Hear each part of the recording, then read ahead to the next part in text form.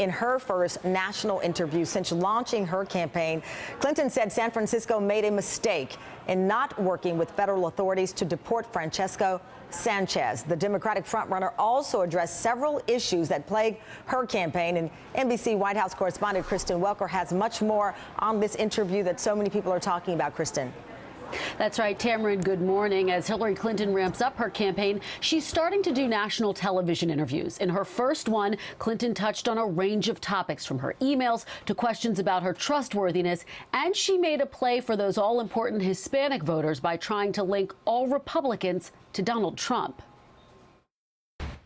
I'm asked that question everywhere I go in the Hillary Clinton drawing battle lines over the hot-button issue of immigration in her first national television interview. Speaking from Iowa on Tuesday, Clinton slammed Donald Trump for calling many Mexicans rapists and criminals. I'm very disappointed in those comments, and I feel very bad and very disappointed with him.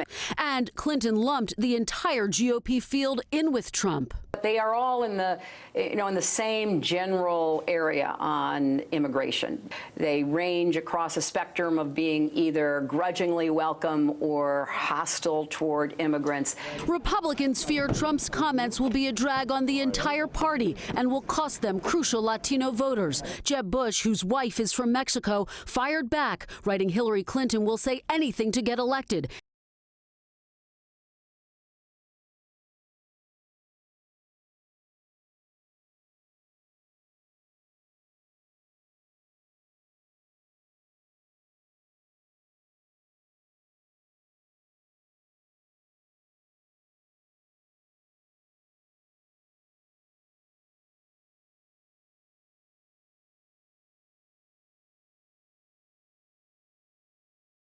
Thing I did was permitted, and I went above and beyond what anybody could have expected in making sure that if the State Department didn't capture something, I made a real effort to get it to them. And Tamron, as you pointed out, Clinton also made headlines when she said San Francisco made a mistake in not following the Department of Homeland Security's recommendation to deport Francisco Sanchez, of course, that Mexican immigrant who's now been charged with randomly shooting a woman last week.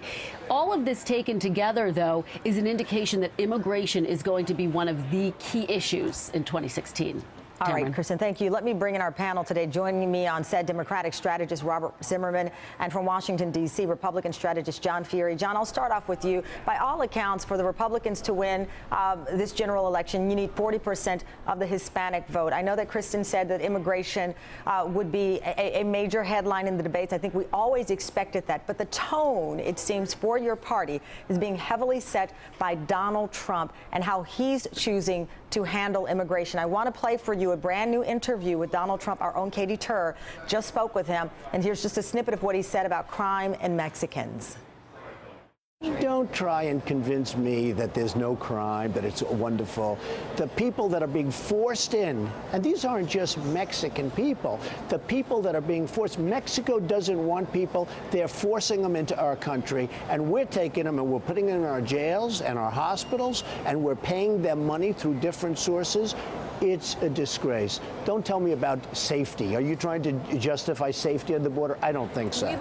So, John, the last time around, people were asking if Rush Limbaugh was the de facto leader of the GOP. I'll ask you this time around about Donald Trump.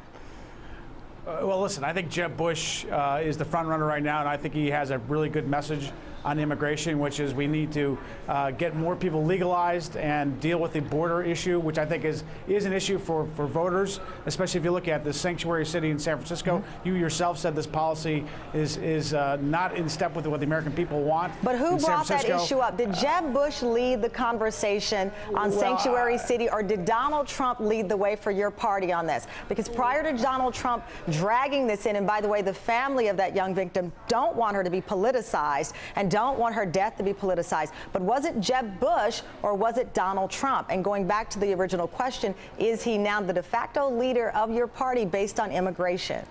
Does he have the momentum? I think Jeb Bush is the leader in the polls, and I think he's going to be our nominee unless it's someone like John Kasich. And I think that anyone who's going to be our nominee understands that you have to gather votes from all parts of the country, including Hispanic voters, and you have to be sensitive to this incredibly important voting bloc. That being said, Donald Trump is getting all the play because the media loves Donald Trump because he says all these outrageous things. Well, the He's media is not being party. polled in New Hampshire, where he's in second place. I mean, so when you look at, for example, the GOP voters in New Hampshire who placed him in second place, how do you blame the media for that? Because we're not sneaking in and being polled.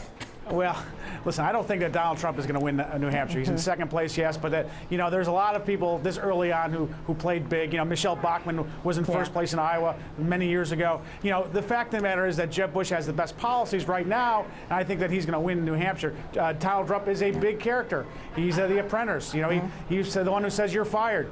Is he the leader of the party? No, I don't think so. And to fair point, Robert, to John here, we've seen other people, from Newt Gingrich, who did very well early on in the debates, to Herman Cain, 999, was it not? John, I can't even remember. 999. Pokemon. Yeah, so I mean, to John's point, we've kind of seen this game before, but in the end, the GOP rallied behind the establishment candidate, Mitt Romney, who did go on to lose, though. But here's the point. For Mitt Romney to get the nomination, he had to go so far extreme right in his point of view, where he even advocated he called it voluntary deportation of undocumented workers, where he actually opposed certain types of contraceptions and Planned Parenthood. My point simply is, John's point about Donald Trump not being the nominee is not the issue. The more important point is the effort to play to the extreme right wing of the Republican Party has dominated the Republican agenda, whether it's Donald Trump or Ted Cruz or Mike Huckabee or Ben Carson. The demonic rhetoric, the vile rhetoric you're hearing against the gay and lesbian community, that you're hearing against Mexican Americans, is all designed to play to the far right of the Republican primary, and that's why Jeb Bush is not playing. But in fairness, though, if Jeb Bush has a Donald Trump problem, does Hillary Clinton have a Bernie Sanders problem? 7,500 people showing up, 10,000 people in other locations. Her trustworthiness in a recent poll, 6 out of 10 Americans, independents, mind you, Democrats are still very strong. For independents, say they think she has an honesty and trustworthy problem. I want to play how she responded, her answer to the question in her first TV interview. Let's play it. I think when you are subjected to the kind of constant barrage of attacks that are largely fomented by and coming from the right. But do you bear any responsibility for it? Well, I can only tell you that I was elected twice in New York against the same kind of onslaught. I was confirmed and served as Secretary of State. This has been a theme that has been used against me and my husband for many, many years. Would you vote for someone that you don't trust? Well, people should and do trust me, and I have every confidence that that will be the outcome of this election.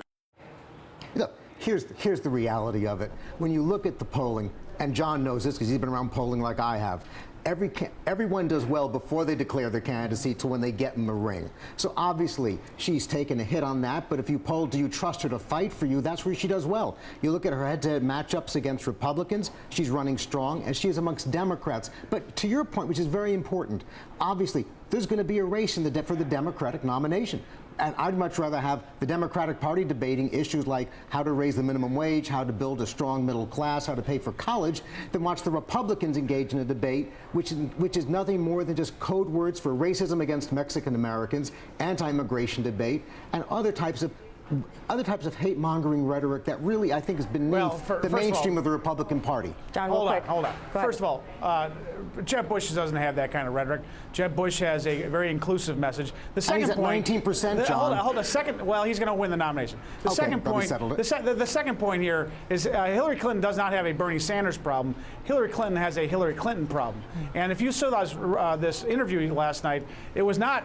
I mean, it was a disaster for her. I thought she was very defensive. I thought she was very very uninspiring. I think the fact is the American people don't trust Hillary Clinton, as the polls show, and that's why she lost. John, to let me President ask you a Obama. question. And John, which Republican wouldn't want her polling numbers? She's leading her Democrats by 40%. Well, which Republican wouldn't want to change those numbers? She's leading because she's running against Bernie Sanders, and she's losing ground to Bernie Sanders, who is an avowed socialist and who's advocating crazy yeah, things. but some of your candidates in the GOP are losing to Donald Trump. So with that said, I mean, you can look at both ways. And as far as it being lackluster or uninspiring to you, I don't think you would probably be the demo she's trying to inspire, meaning you are GOP. She's looking to inspire her base, as it seems. Donald Trump, in some ways, has inspired the base of the GOP. She's not inspiring your base. I mean, Well, the great thing about this, we have so much time to talk about this, and there are so many more new sound bites from Donald Trump, from Katie Tur's interview, that we will be playing a little bit later. But in all seriousness,